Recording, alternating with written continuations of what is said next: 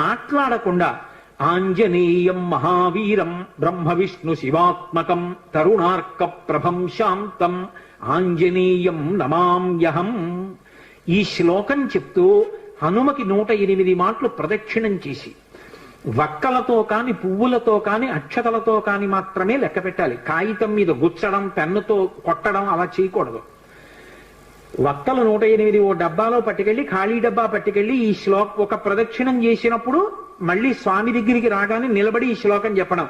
ఆంజనేయం మహావీరం బ్రహ్మ విష్ణు శివాత్మకం తరుణార్క ప్రభం శాంతం రామదూతం నమామ్యహం అండం. ఆ వక్క తీసి పక్క డబ్బాలో వేయడం.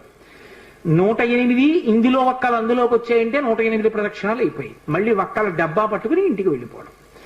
హనుమ యొక్క ప్రదక్షిణముల చేత ఆయన అనుగ్రహంతో ఎటువంటి కోర్కెలను కూడా ఆయన తీర్చగలిగిన శక్తి కలిగిన వాడు అని